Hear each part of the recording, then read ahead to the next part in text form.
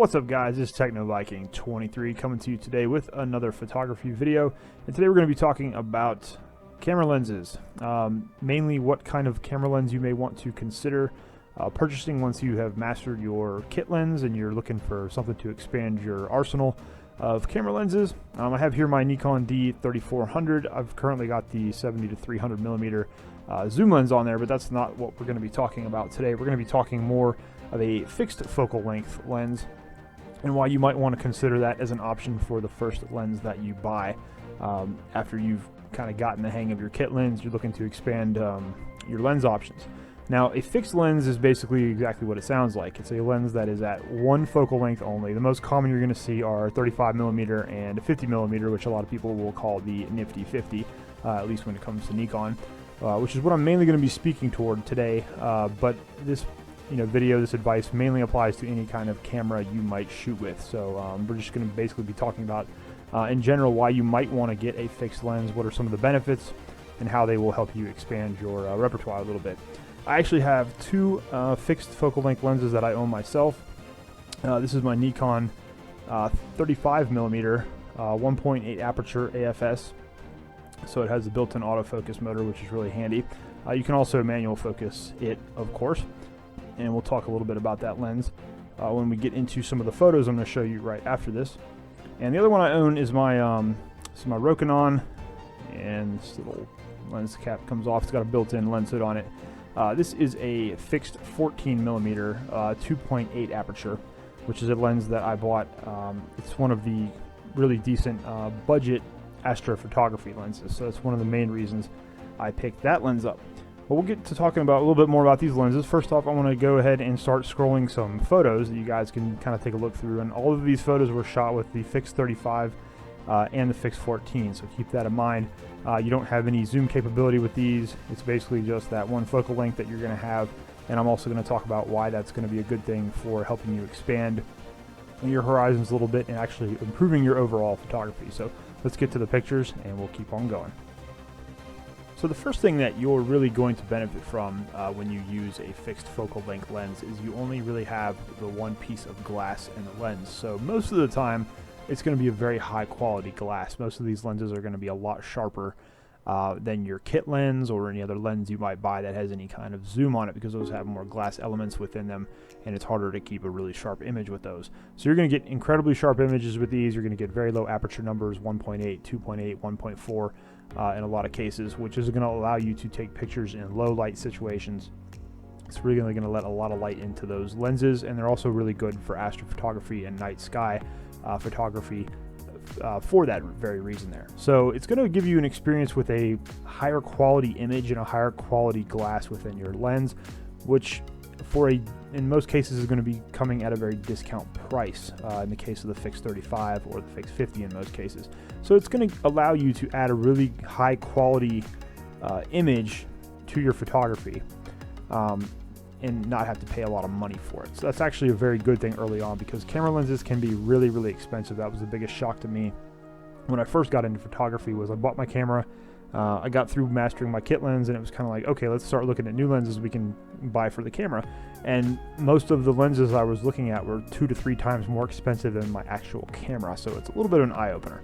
So that's one of the reasons I actually bought the fixed 35. It was a very budget lens, but it also had a very high quality glass within it. It allows me to take very sharp photos. The other thing that this is going to do, it is going to challenge you to go outside your comfort zone. With a fixed focal length, you kind of have to move yourself and move the camera in order to get the type of shot that you want. You can stand back and get a nice wide shot with it. You can go in close and take some really nice macro shots with these, because you get such a great sharp quality to the image when you're going up close. So it allows you to take a lot of detailed photos if you see like an animal that'll stand still for you, or of flowers or statues or anything that you can get very up close to.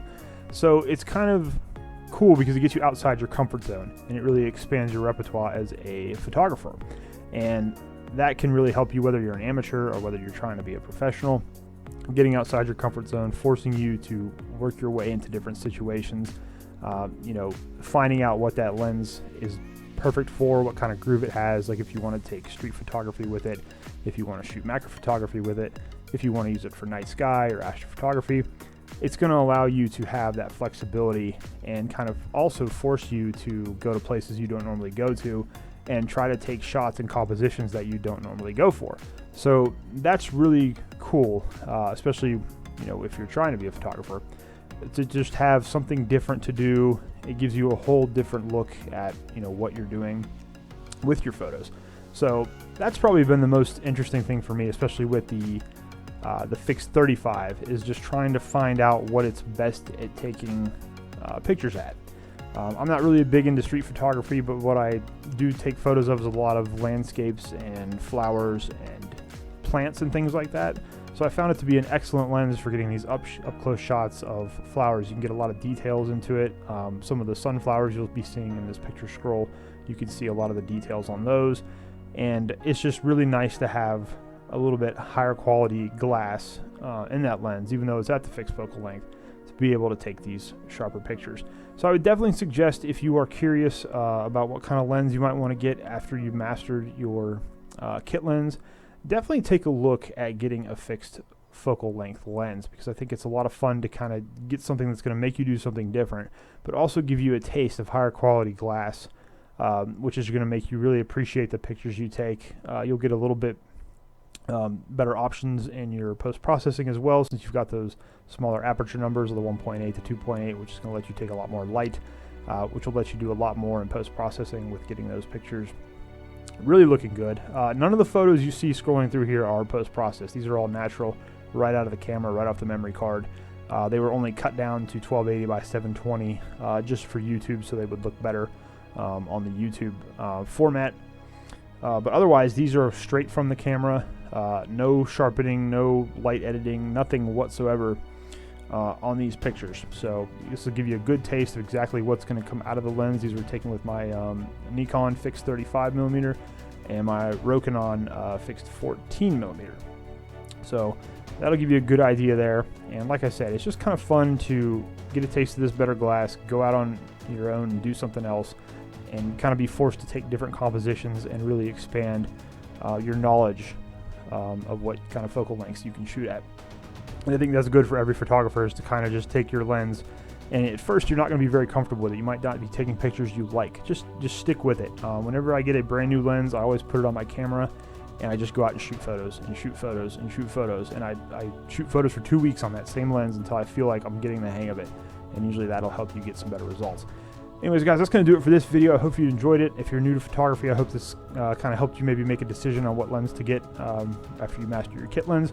Next week, we're going to have something really cool. I'm actually going to get a very cheap fixed lens off of Amazon and give it a shot. So we're going to see how that works out.